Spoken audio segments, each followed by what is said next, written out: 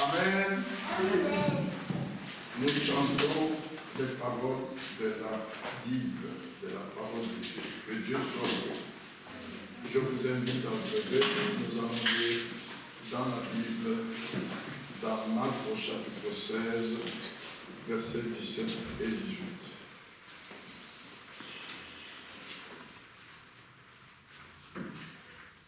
Marc chapitre 16,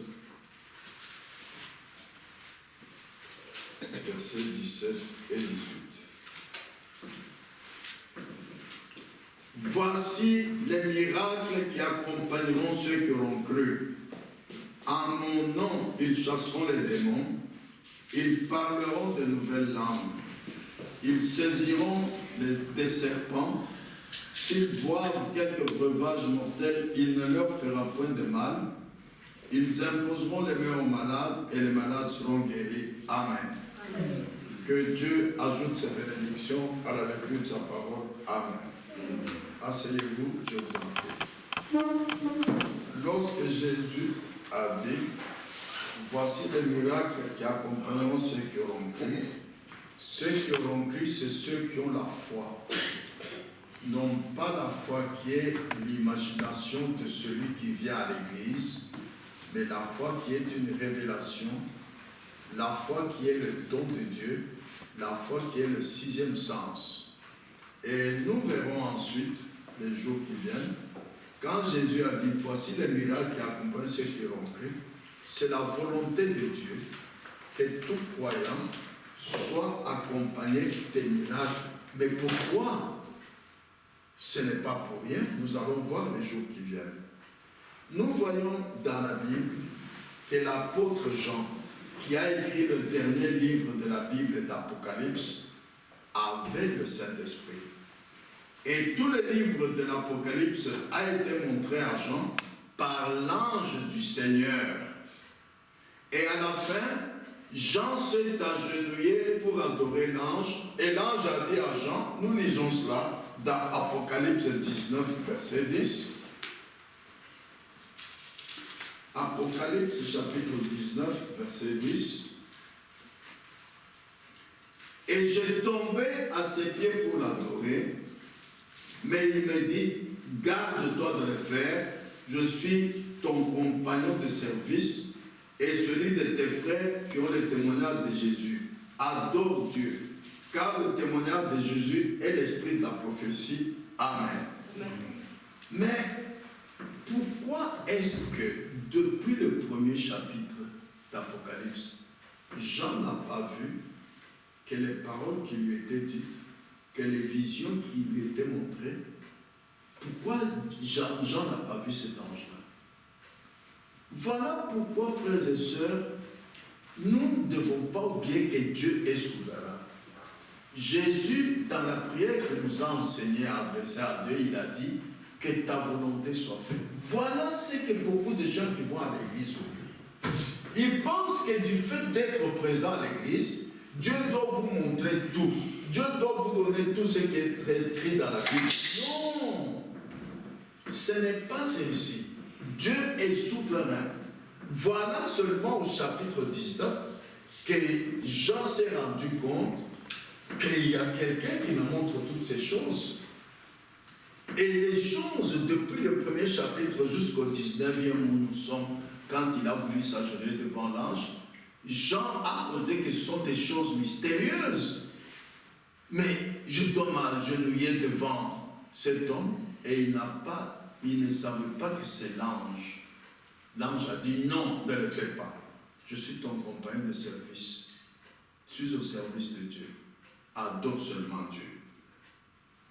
Il y a des gens, par contre, qui disent il n'y a pas d'ange aujourd'hui dans le Nouveau Testament. Ah, frères et sœurs, les anges sont des esprits au service de Dieu dans chaque âge. Et Jésus a dit, dans Jean 14, verset 26, nous pouvons lire ça, nous l'avions déjà lu, nous pouvons relire. Jean 14, verset 26.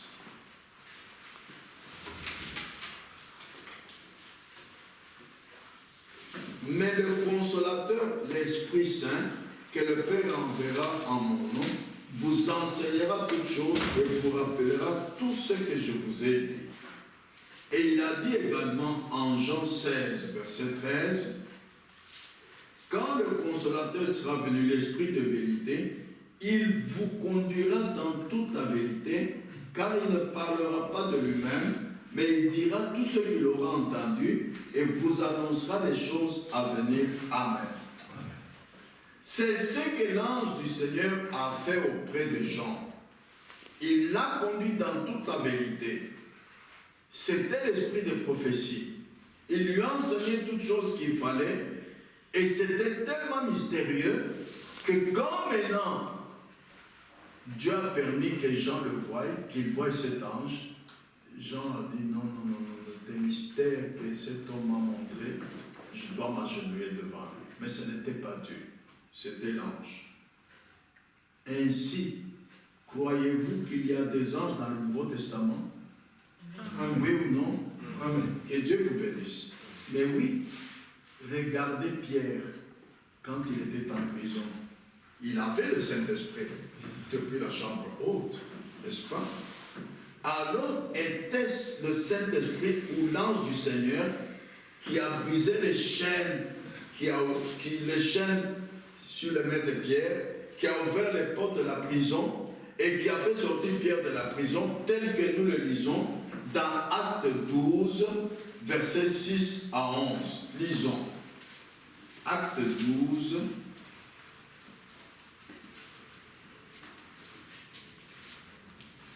versets 6 à 11. Je lis. La nuit qui précéda le jour où Hérode allait le faire comparaître, Pierre, lié de 2 chaînes, dormait entre 2 soldats, et des sentinelles devant la porte gardaient la prison. Et voici, un ange du Seigneur survint, et une lumière brilla dans la prison. L'ange réveilla Pierre, en le frappant au côté, et en disant, « Lève-toi promptement. » Les chaînes tombèrent de ses mains. Et l'ange lui dit, « Mets ta ceinture et tes sandales. » Et il fit ainsi. L'ange lui dit encore, « Enveloppe-toi de ton manteau et suis-moi. » Pierre sortit et le suivit, ne sachant pas que ce qui se faisait par l'ange fut réel, s'imaginant avoir une vision. Lorsqu'ils eurent passé la première garde, puis la seconde, ils arrivèrent à la porte de fer qui mène à la ville et qui s'ouvrit d'elle-même devant eux. Ils sortirent et s'avancèrent dans une rue. Aussitôt l'ange quitta Pierre. Revenant à lui-même, Pierre dit, « Je vois maintenant d'une manière certaine que le Seigneur a envoyé son ange et qu'il m'a délivré de la main d'Hérode et de tout ce que le peuple juif attendait. » Après avoir réfléchi, il se dirigea vers la maison de Marie, mère de Jean, surnommée Marc, où beaucoup de personnes étaient réunies et priaient. Amen. Vous voyez donc tout le temps que l'ange du Seigneur était avec Pierre, Pierre ne savait pas que c'était l'ange. Vous savez que quand Dieu doit révéler quelque chose, il faut que Dieu lui-même vous ouvre les yeux de voir la chose. Sinon, vous pouvez voir la chose, vous pouvez voir un homme à côté de vous, vous pouvez vous imaginer que c'est un homme ordinaire comme tous les hommes, mais pourtant c'est un ange. Vous voyez, c'était l'ange du Seigneur qui a fait sortir Pierre de la prison. Vous le croyez? Ah, vous voyez qu'il y a des anges dans le Nouveau Testament. L'esprit prophétique qui était sous les prophètes au cours des temps passés était là lorsque Jean écrivait le livre d'Apocalypse, prophétisant par Jean, en lui montrant cela par un ange. Et ce même esprit est ici dans la salle ce soir. Croyez-vous? Ah, que Dieu vous bénisse. Maintenant, selon 2 Corinthiens 4, verset 18, la Bible dit que la foi regarde aux choses invisibles et non pas aux choses visibles. Oui, nous les croyants, lorsque vous avez réellement la foi qui est le don de Dieu, vous ne regardez pas aux choses visibles, vous regardez aux choses invisibles, telles que je vous l'ai dit dimanche, d'après Hébreux 11.1, la foi est une ferme assurance des choses qu'on espère. Ce que tu espères, tu ne le vois pas. Une démonstration des choses qu'on ne voit pas. Voyez? Ah, et la Bible dit également, ensuite à cela, dans 2 Corinthiens 4, verset 16. Prenez vos Bibles, regardez ce que Dieu dit là-bas. 2 Corinthiens, chapitre 4, verset 16. Je lis.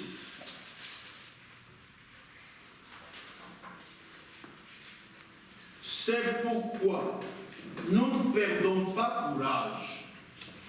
Et lors même que notre homme extérieur se détruit, notre homme intérieur se renouvelle de jour en jour. Amen.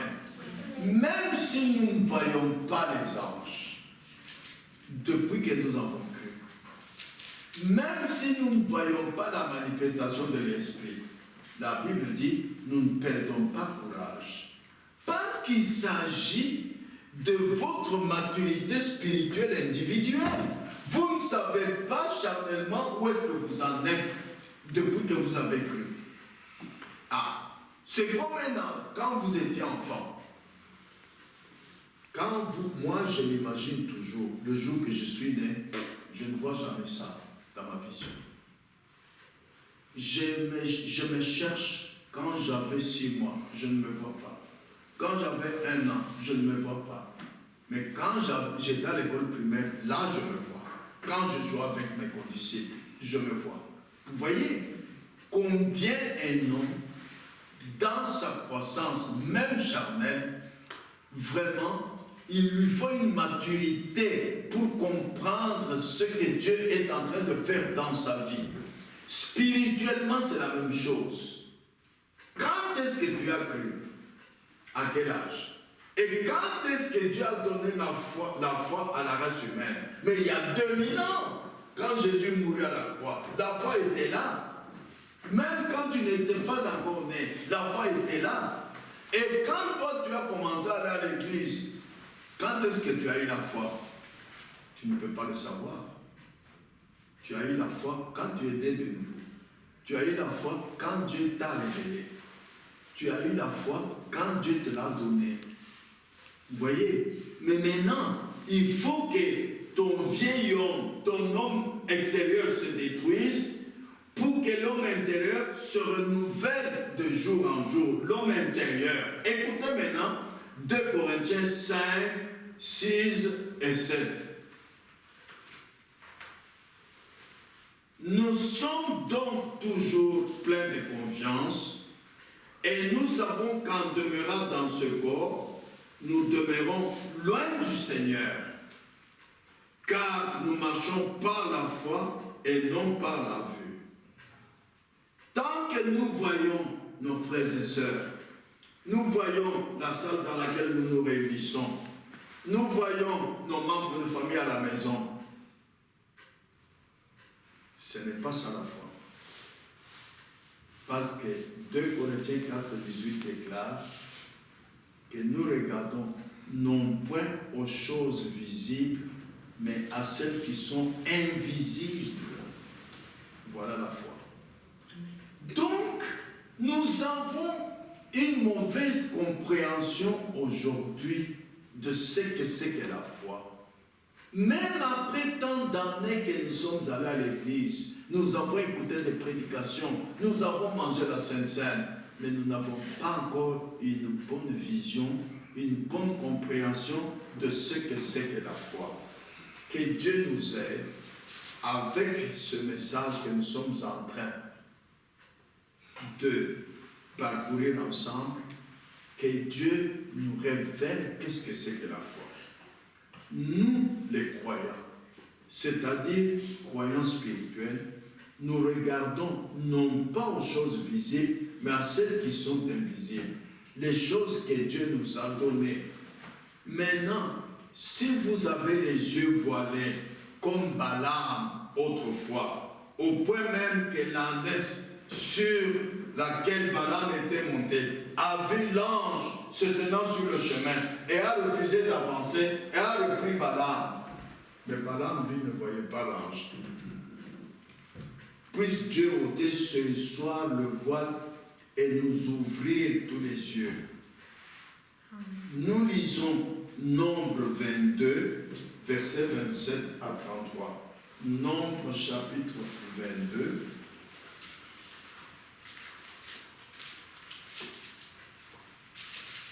C'est l'histoire de Balaam que vous connaissez bien.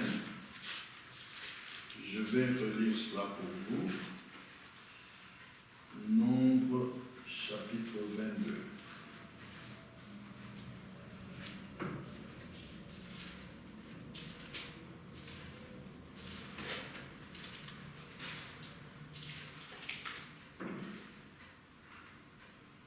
Verset 27 jusqu'à 33. L'ânesse vit l'ange de l'Éternel, elle s'abattit sous Balaam.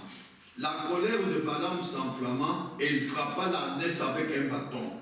L'Éternel ouvrit la bouche de l'ânesse et elle dit à Balaam, que t'ai-je fait pour que tu m'aies frappé déjà 3 fois? Balaam répondit à l'ânesse, c'est parce que tu t'es moqué de moi. Si j'avais une épée dans la main, je te tuerais à l'instant. L'ânesse dit à Balaam, ne suis-je pas ton ânesse que tu as de tout le temps monté jusqu'à ce jour?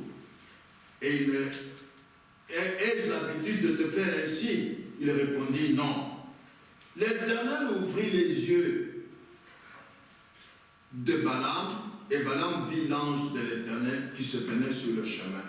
Son épée nue dans la main, et il s'inclina et se prosterna sur son visage. Je m'arrête un peu là. C'est comme Pierre, il avait un homme qui l'a fait sauter de la prison. Mais tant que Dieu ne lui avait pas ouvert les yeux, il ne voyait pas que c'est l'ange. Nous ne devons pas nous baser sur la connaissance des Écritures, la connaissance du message. Non! La connaissance intellectuelle, ce n'est pas ça la foi, non! La foi, c'est une révélation venant de Dieu. C'est quand Dieu a révélé à Pierre, à Balaam, il leur a ouvert les yeux, qui se sont rendus compte de la réalité de ce qui était devant eux. Vous voyez, nous continuons à lire. Verset 31. L'Éternel ouvrit les yeux de Balaam, et Balaam vit l'ange de l'Éternel qui se tenait sur le chemin, son épée nue dans la main, et il s'inclina se prenant sur son visage. L'ange de l'Éternel lui dit, pourquoi tu frappais ton ânesse déjà 3 fois? Voici, je suis sorti pour te résister, car c'est un chemin de perdition qui est devant moi. Amen. Amen. Vous voyez? Maintenant, nous voyons ce qui est écrit suite à cette histoire de Balaam dans 2 Pierre chapitre 2, versets 15 à 17. 2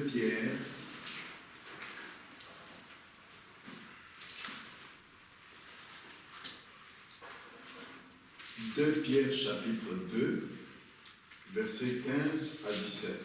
Je lis.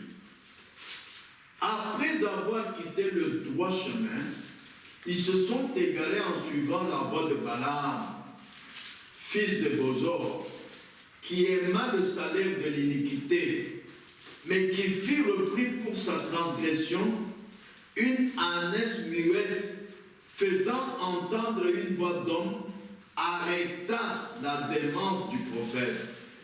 Ces gens-là sont des fontaines sans eau, des nuées que chasse un tourbillon, l'obscurité des ténèbres leur est réservée. Amen. Vous voyez ce que l'apôtre Pierre nous dit à propos de Balaam et de l'ânesse. Et beaucoup de gens qui vont dans des églises s'imaginent avoir la foi uniquement par leur capacité charnelle. C'est tout faux. Ce n'est pas bien. Nous allons lire bientôt dans Apocalypse. Les gens, leurs yeux ne voient pas. Ils ont besoin, même après chaque prédication, de prier à Dieu, dire ouvre-moi les yeux. Comme nous allons voir le cas maintenant de Géasi. Dieu a ouvert les yeux de Géasi là d'autant. Géasi, c'était le serviteur de l'homme de Dieu, le prophète Élisée. Nous lisons cela dans 2 Rois, chapitre 6, versets 15 à 17. 2 Rois. Nous avons besoin de Dieu quand nous venons à l'église. Nous devons chercher Dieu. Pas nous appuyer sur notre connaissance intellectuelle, pas nous réjouir et nous glorifier. Oh, j'ai compris ce que le prédicateur a prêché. Non. Tant que ce n'est pas révélé, l'église de Dieu est bâtie sur la révélation, a dit Jésus. Voilà ce que nous oublions. L'église de Dieu n'est pas bâtie sur la compréhension humaine. Non, sur la révélation. Tant que Dieu ne t'a pas révélé ce que tu prétends avoir compris dans la prédication, tu n'as rien. Nous lisons maintenant dans 2 Rois, chapitre 6, versets 15 à 17. Écoutez ceci. Ainsi, tu as tenu parole à ton... Non. 2 Rois 6... Non, je suis dans le chronique. Oh. Voilà, c'est ici 2 Rois 6, 15 à 17. J'ai lu. Le serviteur de l'homme de Dieu se leva de bon matin et sortit. Et voici, une troupe entourait la ville avec des chevaux et des chars. Et le serviteur dit à l'homme de Dieu, « Ah, mon Seigneur, comment ferons-nous » Il répondit, « Ne crains point, car ceux qui sont avec nous sont en plus grand nombre que ceux qui sont avec eux. » Élisée pria et dit, « Éternel, ouvre ses yeux pour qu'il voie. » Et l'Éternel ouvrit les yeux du serviteur, qui vit la montagne pleine de chevaux et de chars de feu autour d'Élisée. Amen. Vous voyez, les deux hommes étaient là, regardant dans la même direction. Élie le prophète a vu l'armée de Dieu qui était avec eux pour résister aux Philistins. Mais son serviteur Géasi n'a pas vu. Alors Élisée a prié pour lui en disant, Seigneur, ouvre-lui les yeux, et Dieu lui a ouvert les yeux. Quand Géasi, le serviteur de l'homme de Dieu, a vu, lui, des choses visibles, comme tout être humain ne voit que des choses visibles et pas invisibles, il a vu une troupe qui entourait la ville avec des chevaux et des chars, c'était les Philistins. Quand il a dit à l'homme de Dieu, Élisée, ce qu'il a vu et a ajouté, comment ferons-nous en d'autres termes? Eh bien, nous ne sommes que deux. Mais regardez les Philistins, ils sont si nombreux, avec des chars et tout ça. Élisée, lui, n'a pas perdu courage. Il a dit tout simplement, en priant, ô Dieu, ouvre les yeux de ce jeune homme. Alors, autour du prophète Élisée, se tenaient des chars de feu, et les collines étaient embrasées, et des anges de feu. C'est ce que nous avons lu? Oui. Il est le même hier, aujourd'hui, éternellement. Ne cherchez pas à comprendre quelque chose. Non, acceptez simplement cela par la foi. Et c'est ça la foi d'Abraham, le père des croyants. Voilà ce que la Bible dit de la foi d'Abraham en Romains chapitre 4, versets 1 à 5. Romains chapitre 4,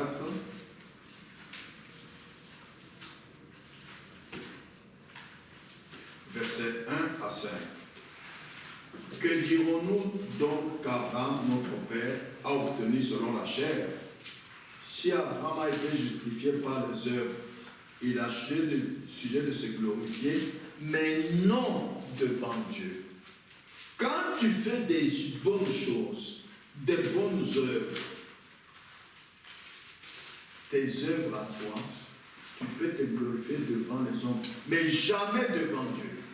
Dieu ne connaît pas ça, Dieu n'accepte pas ça. Verset 3. Car que dit l'Écriture? Abraham crut à Dieu, et cela lui fut imputé à justice. Or, à celui qui fait une œuvre, le salaire est imputé, non comme une grâce, mais comme une chose due. Et celui qui ne fait point d'œuvre, mais qui croit en celui qui justifie l'impie, sa foi lui est imputée à justice. Amen. L'unique moyen, parce que la foi c'est le don de Dieu, l'unique moyen d'aborder tout ce qui représente Dieu, c'est avec douceur et bon sens. C'est ce qui est écrit dans Acte 26, verset 25. Et sur la base solide de la parole de Dieu. Si cela est établi sur autre chose que la parole de Dieu, c'est une erreur, c'est tout faux. Ne perdez pas le temps avec cela. La parole de vérité est le bon sens. Nous lisons cela dans Acte 26, verset 25.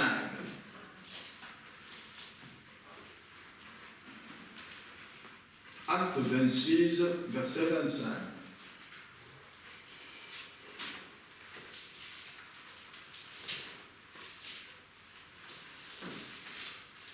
Je ne suis point fou, très excellent, commençons verset 24 pour que vous compreniez la pensée. Comme il parlait ici, Paul parlait ici pour sa justification, Festus dit à haute voix, tu es fou, Paul, ton grand savoir te fait déraisonner.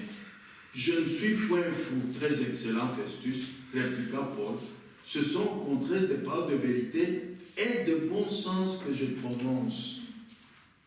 La parole de vérité doit toujours être un bon sens. Oui.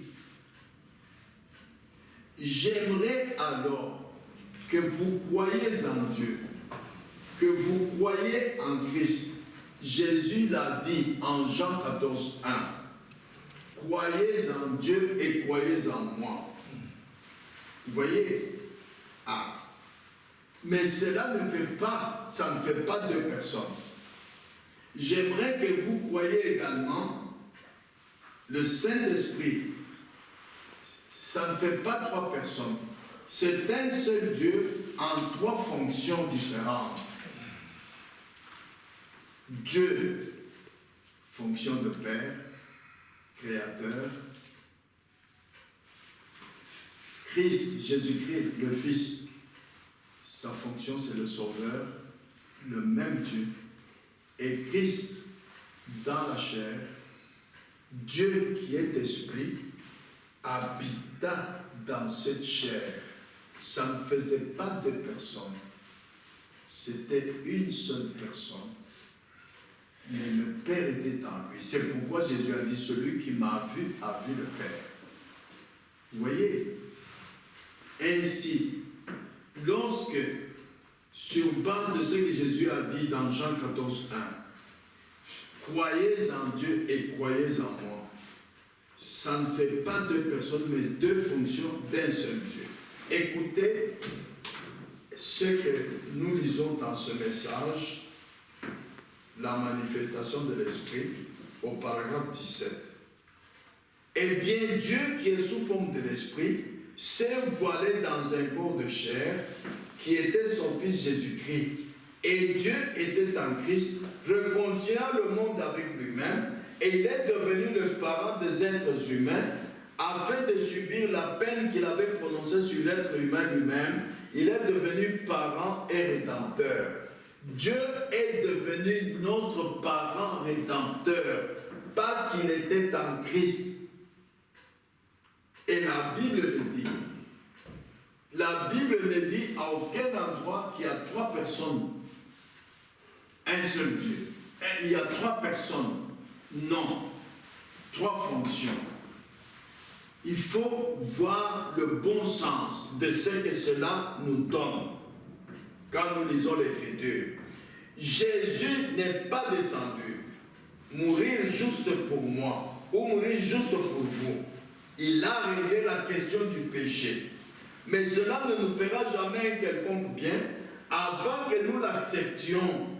Il est question que vous l'acceptiez comme votre sauveur personnel, et c'est par la foi que vous recevez cela et que vous le croyez. Ah! Maintenant, quand vous croyez au Saint-Esprit, Jésus-Christ a dit, allez prêcher la bonne nouvelle à toute la création. Celui qui croirait et qui sera baptisé sera sauvé. Celui qui ne croira pas sera condamné. Maintenant, quand Jésus a dit, allez prêcher la bonne nouvelle, qui est-ce qui va prêcher? Écoutez ce que nous lisons ici. Nul ne peut vous sauver. Quand il a dit allez prêcher, celui qui croirait et qui sera baptisé sera sauvé. Ce n'est pas celui qui prêche qui sauve. Non. Nul ne peut vous sauver. Peu importe combien il a prié pour vous. Vous êtes sauvé uniquement par la foi. Et la foi, c'est le don de Dieu. Vous êtes sauvé par grâce, par le moyen de la foi, dit la Bible. Et la foi, c'est le don de Dieu. Et nul ne peut vous guérir. Vous êtes guéri uniquement par la foi. Ah, vous voyez? Il continue, il dit, il envoie son ange, Dieu, dans sa miséricorde, a fait autre chose pour nous. C'est-à-dire, il envoie son ange depuis la gloire pour manifester à son peuple le don prophétique de Dieu qui seul peut susciter la foi, l'élever au niveau où on peut être guéri. Acceptez votre guérison de la part de Jésus-Christ. Vous voyez? Ah. La guérison réside uniquement en Dieu. Et quand Dieu a dit, allez prêcher la bonne nouvelle, celui qui sera sauvé, c'est Dieu qui sauve. Mais quand le prédicateur prêche, l'onction du Saint-Esprit est sur lui. Voilà. Voilà la troisième fonction de Dieu. Dieu œuvrant au travers de l'homme, par son esprit et par l'onction. Je peux, par conséquent, ne pas avoir une grande connaissance de la parole, mais dans mon cœur, j'ai pour Dieu un amour que je ne peux pas exprimer. Et la Bible dit, en Matthieu 22, versets 36 à 38, parce que avant que vous ayez entendu la prédication, comme Corneille n'avait entendu aucune prédication, mais il aimait tellement Dieu qu'il avait pitié des pauvres et il donnait l'aumône aux pauvres. Vous voyez, cela vient d'où? De la parole. Mais comment est-ce que Corneille a su qu'il fallait donner aux pauvres? Par l'amour de Dieu, il a été conduit ainsi. Jusqu'à ce que le même amour de Dieu qu'il avait, Dieu lui a envoyé un ange pour lui dire, va voir Pierre. Voyez? Alors, c'est pourquoi, écoutez ce que la Bible dit. En Matthieu 22, versets 36 à 38. Maître, quel est le plus grand commandement de la loi? Jésus lui répondit, tu aimeras le Seigneur ton Dieu de tout ton cœur, de toute ton âme et de toute ta pensée. C'est le premier et le plus grand commandement. Voilà. Donc, vous voyez, aimer Dieu, c'est le plus grand commandement, c'est le premier de tous les commandements. Et Jésus a dit, je vous l'ai dit dimanche passé, en Jean 14, 15, si vous m'aimez, gardez mes commandements. Et il a dit en Jean 14, 23, celui qui m'aime, garde ma parole. Alors maintenant, si quelqu'un dit qu'il est un chrétien, il aime Dieu, mais il ne vit pas la parole, il ne garde pas la parole, il est un hypocrite. Et nous savons que le salut est basé sur la parole. La guérison divine est basée sur la parole. Tout ce que nous désirons recevoir de Dieu est basé sur la parole. Quand Jésus a dit, tout est possible à celui qui va à l'église, non, à celui qui croit. Ah! Dieu est tenu à sa parole. Maintenant, écoutez ceci dans le message.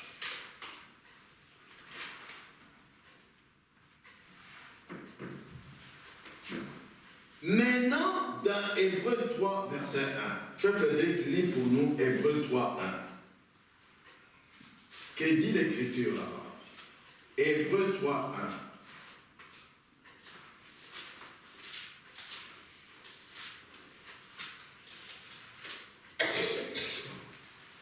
C'est pourquoi, frères, saints qui avaient part à la vocation céleste, considérez l'apôtre et le souverain sacrificateur de la foi que nous professons, Jésus. Ah, souverain sacrificateur de la foi. Il est souverain sacrificateur de notre confession. La foi, la véritable foi, vous devez confesser. Jésus, le souverain sacrificateur, il est maintenant assis à la droite du Père, intercédant pour nous sur base de notre confession. Ah, voyez? Eh bien, rappelez-vous ce qui compte, ce n'est pas combien vous priez, ce n'est pas combien vous vous repentez, ce n'est pas combien fort vous pouvez crier à Dieu, ce n'est pas combien vous pouvez être sincère, c'est votre foi quand vous venez à lui. Il ne vous sauve pas sur base des mérites de votre prière, il ne vous sauve pas sur base des mérites de votre justice, il vous sauve sur base des mérites de votre foi. C'est par la foi que vous êtes sauvés au moyen de la grâce. Eh bien, vous venez à l'autel, conscient d'être un pécheur, et vous regrettez vos péchés, vous vous repentez de ce que vous avez fait, et vous pouvez rester là et crier semaine après semaine. Cela ne vous sauvera jamais tant que vous ne croyez pas dans votre cœur que vous êtes sauvé. Ensuite, vous le confessez. Quand vous dites que vous croyez, vous devez agir comme quelqu'un qui est sauvé. Vous ne mettrez plus rien de mauvais devant vos yeux. Vous ne donnerez plus l'occasion au diable. Parce que vous aimez Dieu. Et celui qui aime Dieu garde la parole de Dieu. Celui qui aime Dieu garde ses commandements. L'amour doit avoir une preuve. Nous avons vu ça dimanche. Vous n'allez pas dire dans la bouche « j'aime Dieu ». Non. C'est votre confession et vos actes qui comptent. La femme qui perdait le sang parce qu'elle avait la foi. Elle disait dans son cœur, elle n'a dit à personne à la bouche, non, dans son cœur. La foi est dans le cœur. Si je touchais seulement la vie de cet homme, le sang va s'arrêter. Voilà ce qu'elle se disait. Voilà ce qu'était sa confession. Et quand elle a agi selon sa foi qui était dans son cœur, quand elle a agi, le sang s'est arrêté. La vertu de Jésus, la puissance de Dieu est allée sur elle. Voilà la foi. Mais beaucoup de gens disent aujourd'hui qu'ils ont la foi. Ils ne confessent pas cela. Ils n'agissent pas selon la parole. Jésus a dit, si vous m'aimez, vous garderez ma parole. Amen. Ah, n'oubliez pas cela, frères et sœurs. Vous voyez. Et puis, nous devons confesser. Sur base de notre confession, chacun doit dire, j'ai le droit de confesser ce que Jésus a fait pour moi, tout ce qui relève des bénédictions de la rédemption. Vous y êtes. Et chacun doit dire, c'est à moi. C'est à moi. Je vous donne un exemple très facile. Si vous avez un père riche, il meurt, il laisse un testament comme quoi cet immeuble appartient à mes enfants. Chaque fois que vous dire, voilà mon immeuble, voilà, même avant d'avoir eu les papiers de l'État, vous croyez déjà que c'est pour vous. C'est la même chose avec notre rédemption. La foi est une ferme assurance des choses qu'on espère. Vous devez avoir une ferme assurance les miracles, c'est pour moi. Même sans le voir, c'est pour moi. Jésus a déjà vaincu Satan. Alors, qu'est-ce qui va m'empêcher encore que les miracles ne se voient pas dans ma vie? Moi, je suis un véritable croyant. Les miracles sont là. Vous allez les voir. Même sans les avoir encore vus. Comme la femme qui perdait le sang. C'est alors que cela va se manifester. Que la foi sera révélée. Vous voyez? Vous devez dire, c'est à moi. Je vous ai dit, c'est à moi. C'est à moi. Même en ayant encore les péchés. Parce que Jésus a déjà vaincu les péchés quand il a versé son sang à la croix, quand il est allé à l'enfer, qu'il a pris la clé dans les mains de Satan, aucun démon n'a plus aucun droit sur lui. Maintenant, la Bible dit, nous les croyants, nous ne regardons pas aux choses visibles, même s'il y a encore des mauvaises œuvres dans ma vie, je dirais, je suis sauvé. Je n'ai pas de péché. Je n'ai pas de péché. Je ne regarde pas aux choses visibles. Je regarde à celles qui sont invisibles, parce que Jésus a vaincu Satan à la croix de Golgotha. Amen. Amen. Ah, je vous ai dit dimanche, un exemple naturel, très facile. Un bébé qui vient de naître, garçon, il a la barbe.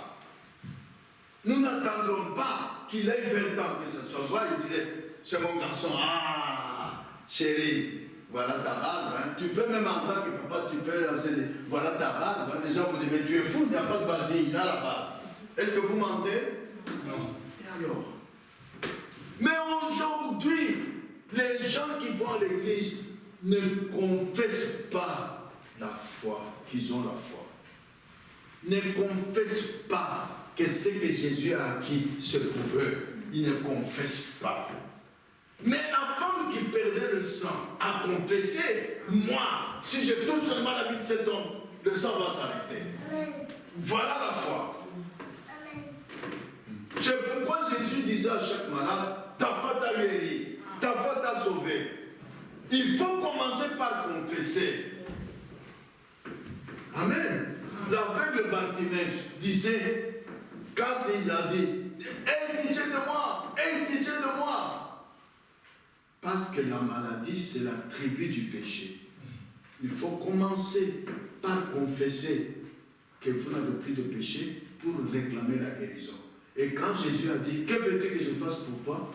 Il a dit que mes yeux voient. Vous voyez?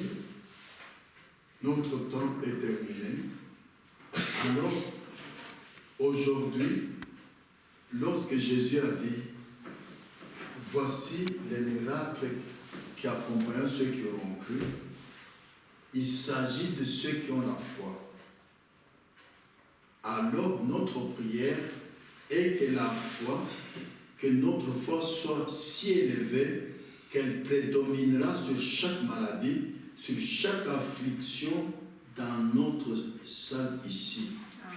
Et que le nom du Seigneur Jésus-Christ soit glorifié ici dans cette ville par des miracles, par l'opération des dons, par la manifestation de l'Esprit, la puissance du Saint-Esprit, au point qu'un réveil à l'ancienne mode éclatera ici dans cette ville, même jusque dans tout le pays de la Belgique. Parce que Jésus a dit à Marc 16, tant que nous ne croyons pas que nous, Dieu peut nous donner la manifestation de l'Esprit qui va prédominer sur toute la Belgique, ça ne va pas se manifester.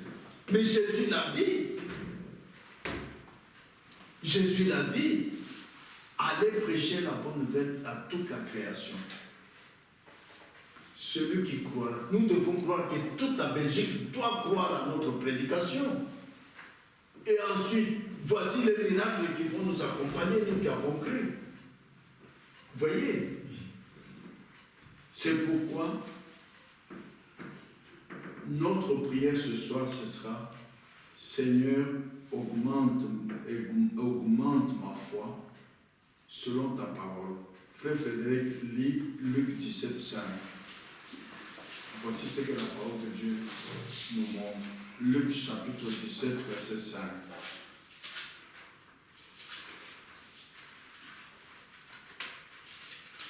Je vous ai dit que tout ce que vous entendez être prêché, doit venir de la Bible, sinon c'est faux.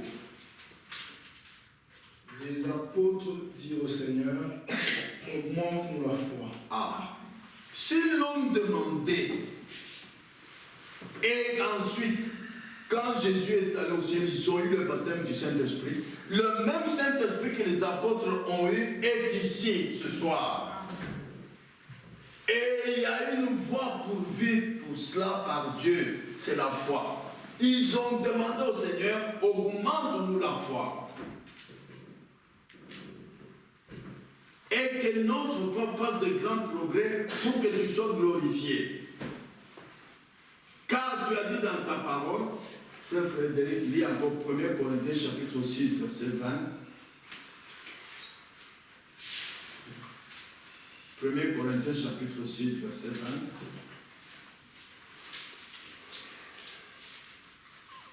Car vous avez été rachetés à un grand prix.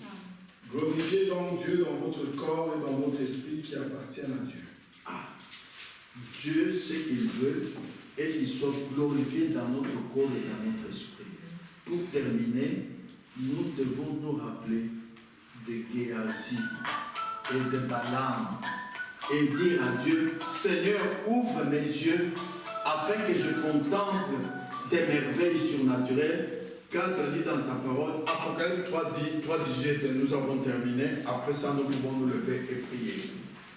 La troisième chose, c'est de demander au Seigneur d'ouvrir tes yeux. De toi-même, tu ne peux pas voir des choses surnaturelles tant que Dieu ne t'a pas ouvert les yeux. Même si tu es baptisé du Saint-Esprit. Jean, qui a écrit l'Apocalypse, il était baptisé du Saint-Esprit, mais depuis le premier chapitre, il n'avait pas vu qu'il y a quelqu'un qui lui dit les paroles à écrire, qui lui montre des visions mystérieuses.